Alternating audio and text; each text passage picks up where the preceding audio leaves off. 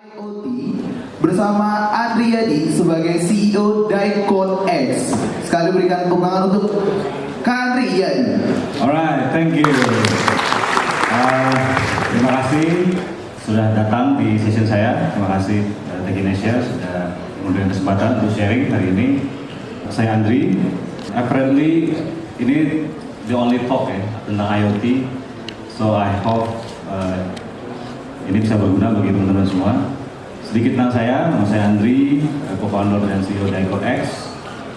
11 tahun sebagai MVP, Microsoft Postgres Professional for Azure.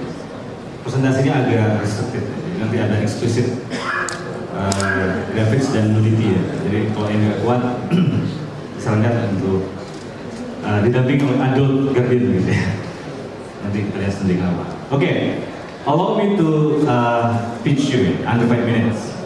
Kenapa saya pitch ini? Pertama, mudah-mudahan ada investor di sini.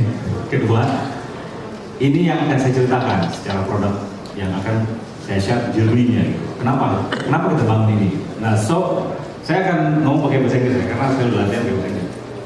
Jadi livestock sectors itu is one of the fastest growing agriculture economy, affecting 1.3 billion people in this planet.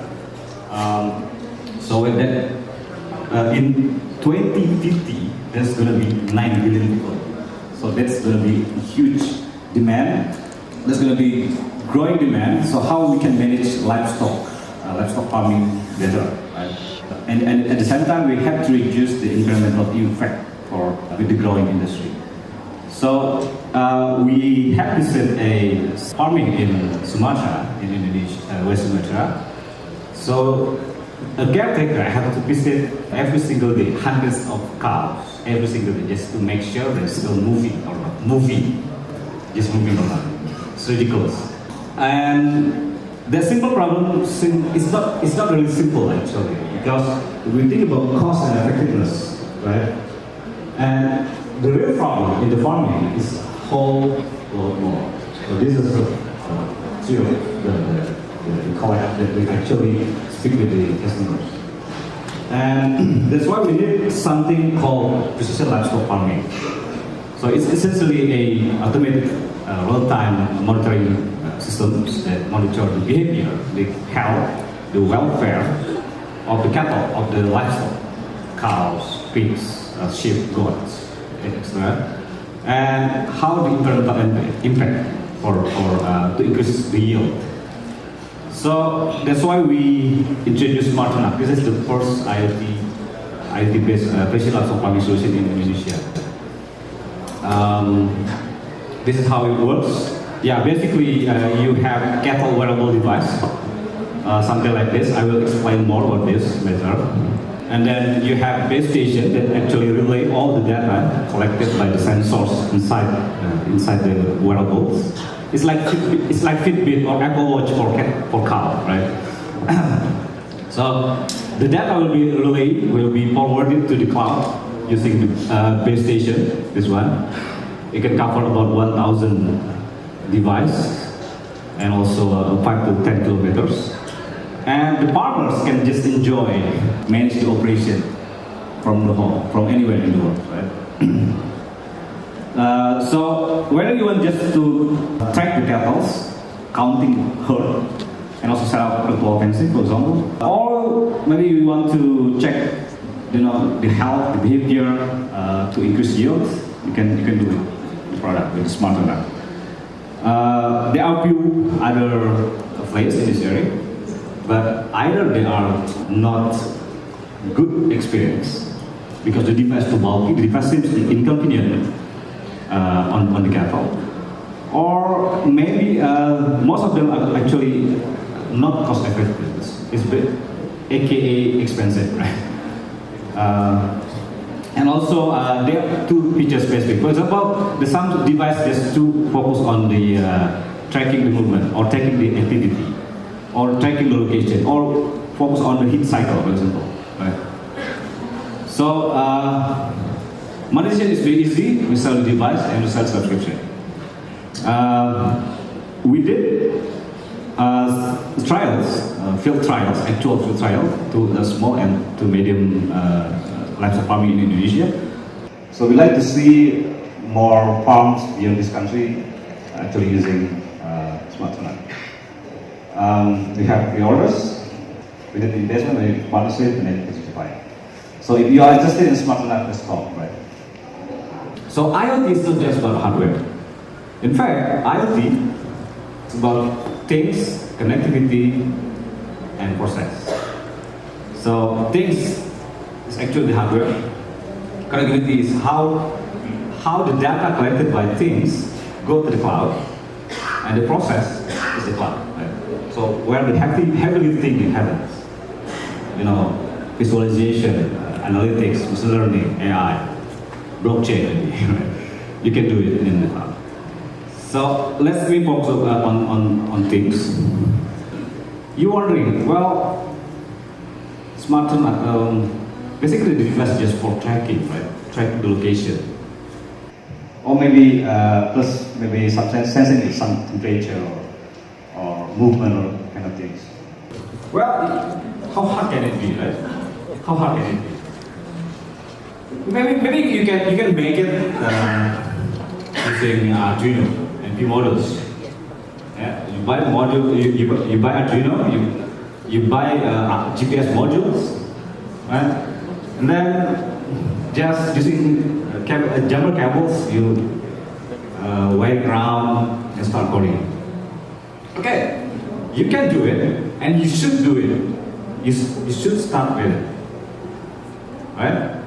But when it comes to cattle, when it comes to livestock farming, right? I want to show you a video.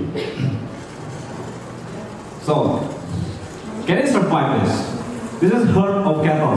This is real cattle, real cow, moving from one grazing area to another grazing area. They collide each other. They eat. They bite each other. Sometimes mereka senggol saya lagi pakai kepala gitu. This actually happen. Or maybe this. Ya seperti mungkin kalau yang punya anjing mungkin tahu ya, segregasi. And remember that it is 600 kilogram beast, right? So anything that it does will have devastating impact on your device. Okay, so disclaimer is hardware is hard. That's why hard, right? Hardware is hard. And another disclaimer is that before doing SMARTernak, we have done a lot of hardware before. So how hard can it be, right? Okay, so let's see. So we start the SMARTernak device using this device. It's actually our previous GPS tracker, but we use it for tracking the fixed device. So the device should not be moving. If it is moving, something happens. So it has GPS, it has LoRa. I'll tell you more about LoRa, long range connectivity. IMU is like accelerometer, gyroscope, magnetometer is like for tracking movement. And what we got here is that we were able to quickly validate the idea that basically we can track. We can do the tracking for moving object, right? We can send that out for connectivity. But the issue is that we never tested on the field because it is too small. And as you can see from previous, there's actually two boards connected together to the board-to-board connectors. So that connectors may fail in the real world, right? It may break. So the first lesson is that you have to validate your idea as soon as possible, as fast as you can through prototyping. Okay, because as soon as you know that it's not possible, you will save a lot of money. This is hardware. You have to buy things first. You can't copy paste hardware, right? You can't undo hardware, right? So there we make version 1. This is the device. This is the enclosure and also the PCB printer circuit board. And we do actual trials in Jakarta. So the part characteristic is, we call it intensive part. Intensive part means the cost never get out of the cage, of the seats. So it's confined. So we are able to test the coverage, LoRa coverage for connectivity for the whole farm. I forgot how big the farm, but I believe about 10 installments. The sensor is working well. But the problem is that there's a requirement on that. There's a requirement that the farmer wants to measure the weight. So if you want to measure weight, you have to manually ditarik gitu ya. You have to manually do the manual weighing. Right? That is very hard, you know. And turn out for this kind of farm, GPS is not really needed. So it's useless actually. And when cow is lying down, right, belt this to be stretchable, right? So as you can see from this image, it's actually the cow is lying down. So the belt is this one. So this to be stretchable. Okay, and the waist inside the cage. So inside the barn. So when the device falls, what happens? Right. So that's why we need to design another version 2. And we did another trial, real trial in GRB, with Java. So this is what our great achievement is, that we can cover the whole area, 5 kilometers in radius, using just one base station. But another challenge is that what if the device is unwillingly removed? If someone wants to steal your cow, probably the first thing that they remove is the device, right? So how can you get notified, get alert when the device is removed? And can we measure heartbeat? And also how we can do putting the device on the cattle as fast as possible. Because when somebody put something on cow, the first thing that they do is actually they will mereka akan berontak. Remember 600 kilogram piece. So the reason that I learned is that sometimes we are technology guys, we are IT guys, right? We think we are smart, right? We think we know the answer. Right? You think you're smart, you know, right? When we go to the field, the real world, we are not that smart actually. Right? So that's why we need to learn. And thankfully, we have the opportunity to meet with Ministry of Agriculture, how we can implement our product to their facility.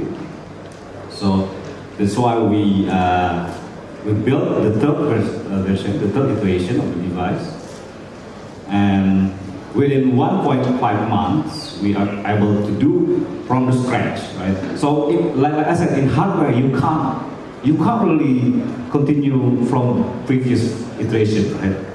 Basically, you just throw everything away and you build from scratch every iteration. That's why it's hard. So within 1.5 month, we can do it. And this is preparation, and we finally go to Padang Atas, which was Sumatera. This is the actual site. As you can see, this very beautiful grassland. This is actually the video that I took.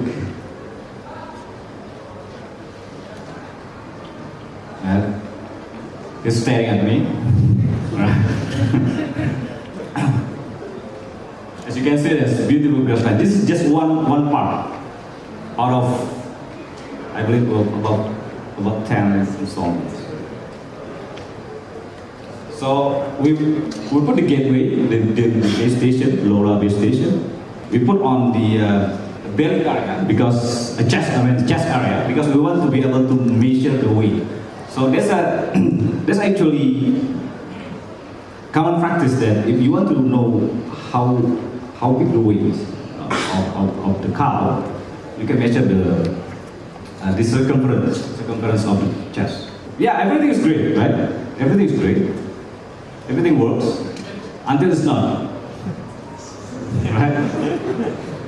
Yeah, cause brutality, quote unquote.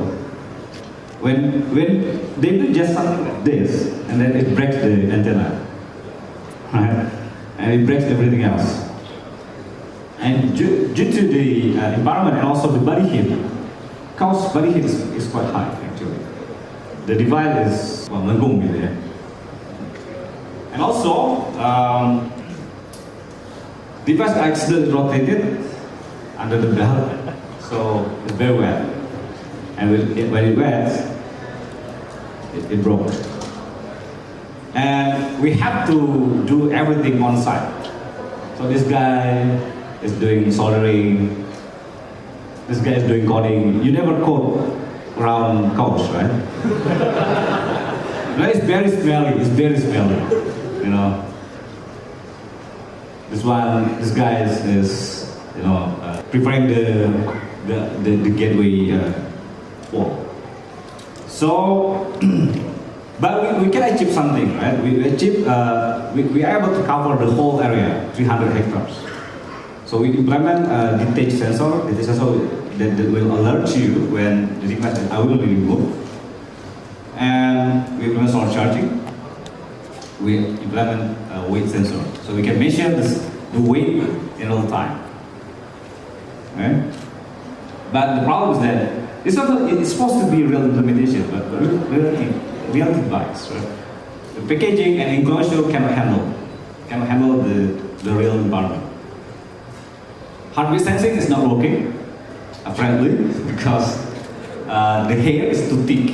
Because we use something called I forgot the term, but basically you use something like Apple Watch. So basically you use infrared to go through the skin, and then you pick up the reflection of the blood cells. With that you can determine the heartbeat. But apparently the hair is too thick. So it's not working. And the solar charging is not working as well, because the sign is not too bright. So the lesson I got here is something that some quote that I took from somebody quite well known. So everybody has a plan, right? Something until you get punched in the face, and you learn from it. So we have to go back to the dream board all over again until we get the latest version. We get everything in it, right? So we have LoRa, we have cellular connectivity. We can do the low energy for counting, for heart counting, for example. We have infrared temperature. We have smart energy management. And all come with quite small package, right? So this is the real device. Right? You can go closer. It's compared to cow, it's very small. Okay. This is the internals. Okay. Did I mention that the whole things is actually done in house? The whole thing, from the design, assembly, soldering, everything done in-house in Bandung, Indonesia. So this is made by Indonesia 100%. Okay? So because I'm quite angry with the energy consumption, right? That's why we put everything, what we call it energy harvesting. So we can harvest the energy from body heat. So the cow's body heat is quite high, like I said, right? We harvest the energy to charge the battery. Okay. So this. So within 6 months, it's very bloody sweat and tears, literally, right? Because it's quite tight. It's quite tight timeline for developing a hardware product from the ground up. So what can I summarize is that development process for hardware is that, of course, you need to have ideation and validation. You can use any mechanism, any tools that you want. Lean start machine, design thinking, and things. And as soon as that you have validated your idea, you do the prototyping as fast as you can. And I suggest you use off-the-shelf development board and also modules, something like this. This is we call it Expectro 32. Oh, by the way, this is made by us also. And you have to do a lot of iterations. Sometimes 3 times, sometimes 4 times, sometimes 14 times. We have done a product 14 times iteration. Okay. And during iteration, you want to do low volume production because nobody wants to do low volume production. If you go to what we call it electronic manufacturing service (EMS), they don't want to do that. So if you want to assemble 10, 20, 100, they don't want to do that. So you have to do yourself. So make sure you have the tooling, you have the skill. Mass production is very exciting, but you have to find partners, right partners, and you don't have to go always to China. You can do it in Indonesia, you can do it in Malaysia, in Vietnam, and marketing sales in Israel. And what about the skill set? The skill set is you have to have this skill set. It doesn't have to be a different person, but maybe one person can do this all. I don't know. But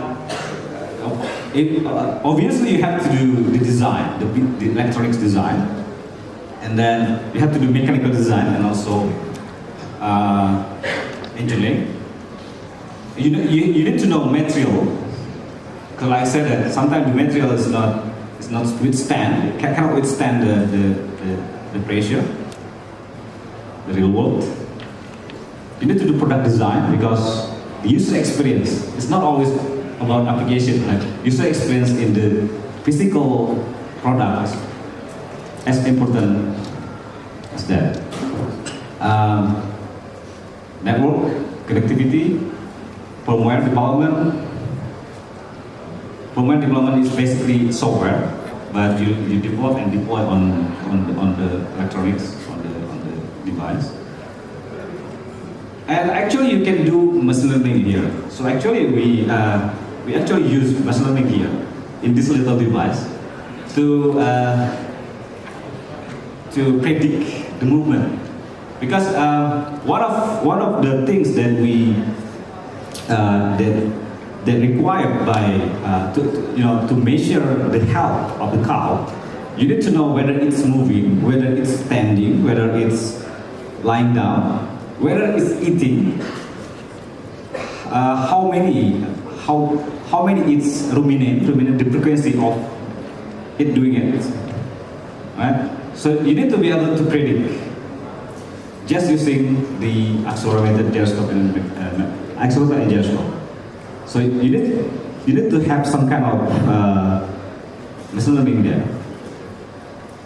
So we use some algorithm called ESP. So, and of course you need to have security in there, right? And if you are developers, you need to maybe you need to know this kind of language, the frameworks and the tools. And things to consider is that you need to have capital, of course, right? Because it's hardware. Stock is very challenging, stocking, because let's face it, the raw materials, the chip, you cannot purchase in Indonesia. You have to purchase from abroad. Not to mention the tax; it's very expensive. You know? When we do import, it's quite expensive. regulation in Indonesia is currently is not well regulated yet. Okay, and human resource. So that's the hardware. That's things in IoT, in Internet of Things. What about the connectivity and cloud? Let's say it for another time, right? But no, I'm joking. Connectivity, you have many options for connectivity. But for the real world, for the real products, don't use Wi-Fi, right? Nobody use Wi-Fi actually for the real products. Use something called LPWA, low power wide area network. So these are options. You can use license-free or unlicensed spectrum technology, or you can use licensed spectrum. Licensed spectrum is something that offered by telco guys. NB-IoT, LTE-M, 2G, 3G. You can use 2G, 3G, GPRS, 4G. You can use it, but it's not optimized for IoT. So if you want to use licensed spectrum, you use NB-IoT or LTE-M. It's actually already there now in Indonesia. There's actually 3 telcos actually doing it right now, but very limited. You have to know somebody. About the cloud, you can use ready-to-use cloud. You can use Google Cloud, obviously. You can use Azure, Microsoft Azure, AWS. Since I'm MP for Azure, I want to talk more about it. So basically, Azure, you have two options. You can use PaaS, Platform as a Services, or Software as a Services. So Azure IoT Suite, Azure IoT Hub, or you can use Azure IoT Central.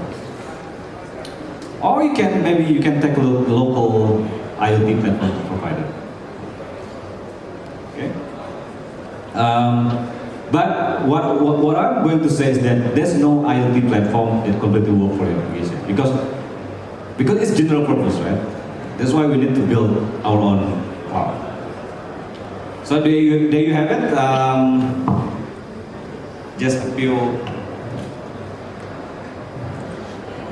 demo that so this is actually the tracking right now. I cannot really demo this live because I need to bring along the gateway to base station. But I think I don't know, somebody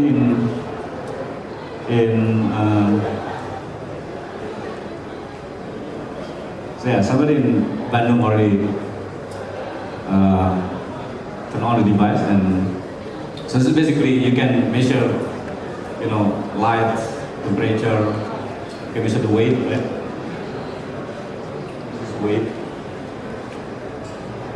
Yeah, it's currently located at our office, Jakarta. If you want to know more about us, so please, if you want to start about, start doing prototyping, you can go to maxstore.com. This is actually a community. If you want to learn about making IoT stuffs, you can go to maxstore.com. You find hardware, learning, and stuffs. Or you can contact us for more information. Thank you.